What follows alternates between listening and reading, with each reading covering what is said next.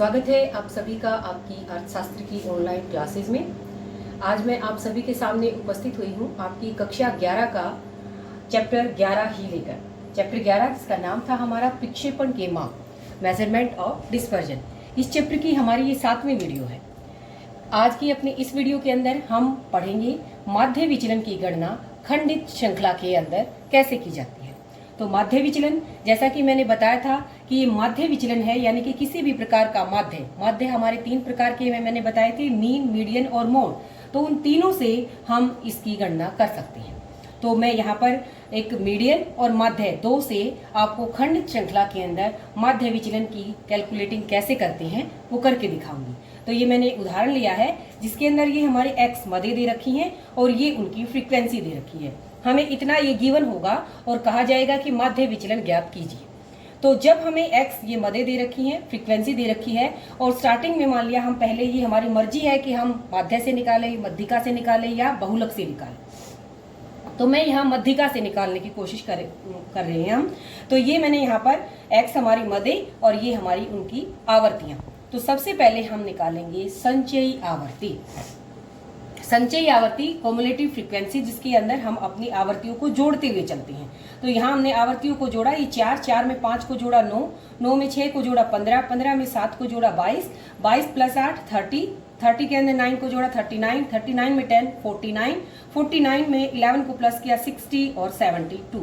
तो ये 72 तक हमारी ये आ गई CF। तो अब आप लोगों को ध्यान होना चाहिए कि मीडियन निकालने के लिए, जो ये मीडियन निकालने के लिए हम कैसे निकालते हैं जब हमारी खंडित श्रृंखला होती है तब। तो फार्मूला हमारा कौन सा होता है, याद होना चाहिए आपको। फार्मूला होता है हमारा n+1/2, क्योंकि मीडियन मध्यिका जो होती है वो श्रृंखला को 2 बराबर भागों में बांटती है। इसलिए यहाँ n+1 को हम 2 से डिवाइड करेंगे और जो भी हमारा आएगा उस नंबर पर जो मद है वो हमारी मध्यिका होती है। तो यहाँ n हमारा 72 आया, 72 जमा 1/2 किया हमने 73/2। 73 को जब 2 से भाग करेंगे तो 36.5 आएगा। तो 36.5 नंबर पर, तो 36.5 हम यहाँ पर संचयी आवर्ती में देखेंगे। 36.5 यहाँ इसके अंदर आता है। तो इसके सामने जो मद है, इसके सामने ये हमारी मद है, तो ये हमारी मीडियन मध्यिका हो गई। तो हमने मध्यिका की गणना हमने कर ली है। अब मध्यिका से हम माध्य विचलन निकालेंगे। तो पहला स्टेप मैंने बताया था माध्य विचलन निकालते समय कि हमने मध्यिका की गणना कर ली है। अब मध्यिका से विचलन लेंगे। तो विचलन लेने के लिए हम x माइनस, ये मध्यिका मैंने ली है, ये हमारे x हैं। तो 5 माइनस हम मध्यिका करेंगे तो 5 माइनस 10 हमारा 5 आएगा। लेकिन मैंने देखिए यहाँ पर ये 2 मॉड्यूलर खड़े कर रखे हैं। इट मीन्स हमें कोई भी हर एक जो को माइनस के अंदर नेगेटिव जो हमारी वैल्यू आएगी, नेगेटिव या पॉजिटिव को हमें भूल जाना है, हमें सिर्फ सभी को पॉजिटिव में लिखना है।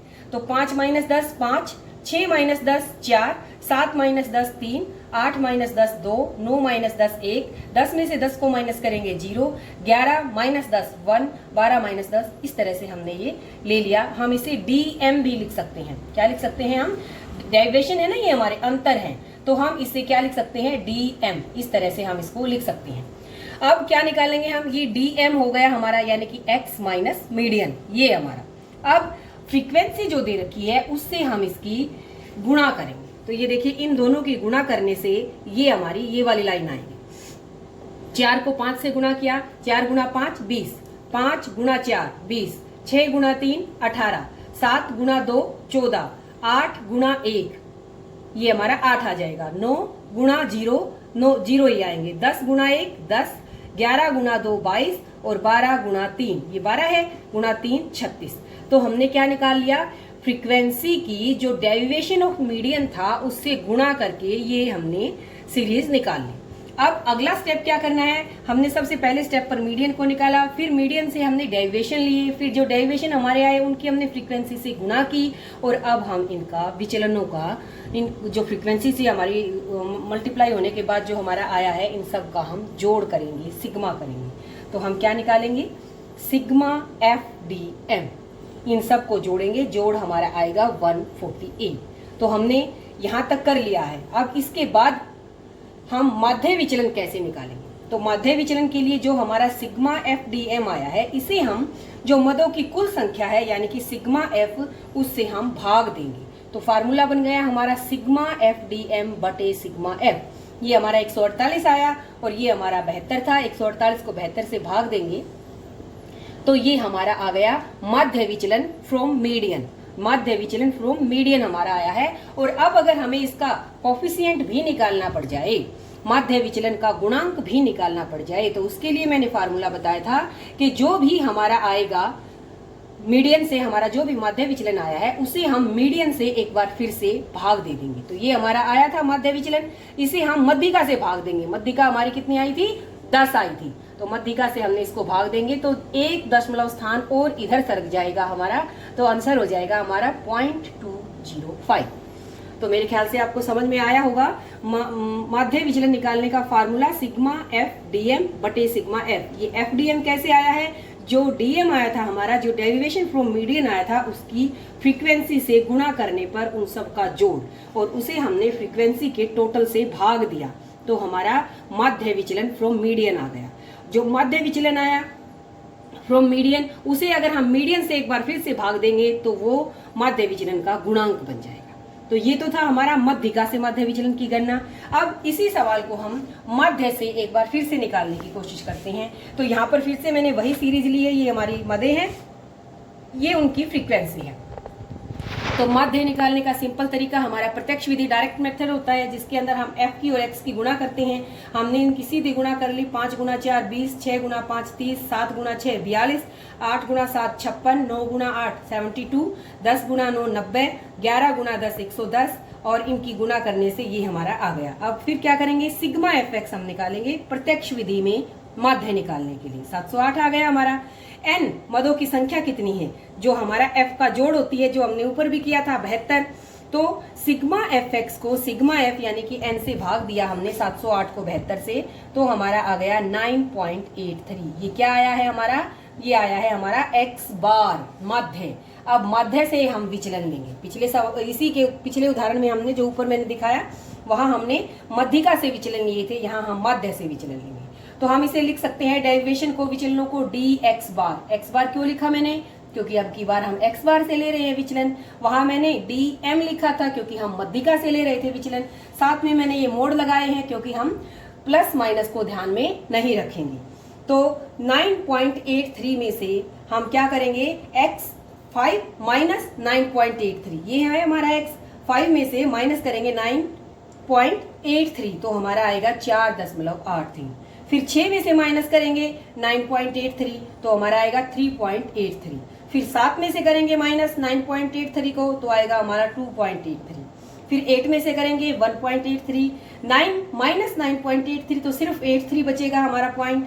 10 में से अगर हम करेंगे तो यहाँ पर बचेगा हमारा 10.17।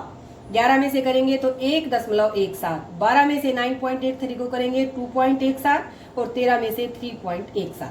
तो ये हमारा आ गया dx बार का मोड़। अब जो फ्रीक्वेंसी दे रखी है, इससे हम अपनी इसकी गुणा करेंगे, इन दोनों की गुणा, और तब हमारा ये आएगा। तो 4 से जब 4.83 की गुणा करेंगे 19.32, 5 और 3.83 की मल्टीप्लीकेशन करेंगे तो 19.15, 6 गुणा 2.83 16.98 आएगा। 7 की गुणा जब हम इससे करेंगे तो 12.81 आएगा।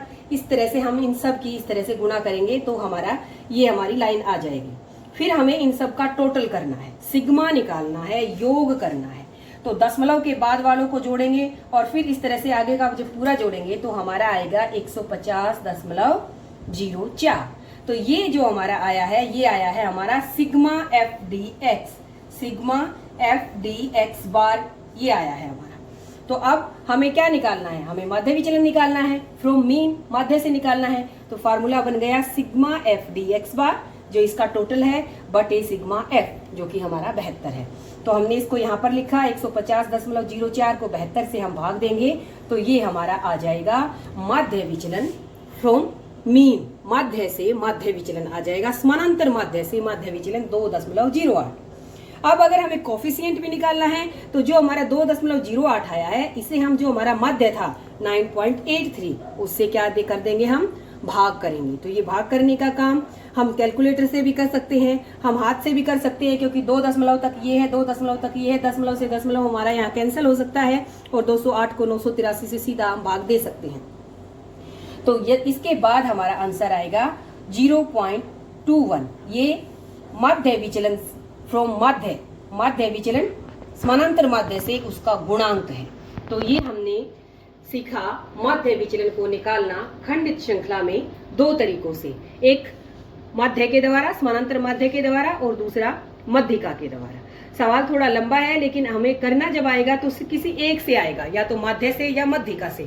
यहाँ मैंने 2 तरीकों से आपको करके बताया है। हम बहुलक की मदद से भी ऐसे ही माध्य विचलन की गणना कर सकते हैं। तो आज के लिए इतना ही। अगली वीडियो में हम माध्य विचलन को निकालना सीखेंगे आवर्ती वितरण श्रृंखला में। ये हमने खंडित श्रृंखला में सीखा है। नेक्स्ट वीडियो में जो आवर्ती वितरण श्रृंखला होती है उसमें कैसे गणना की जाएगी माध्य विचलन की, ये हम पढ़ेंगे। तो आज के लिए इतना ही। वीडियो देखने के लिए आप सभी का बहुत बहुत धन्यवाद।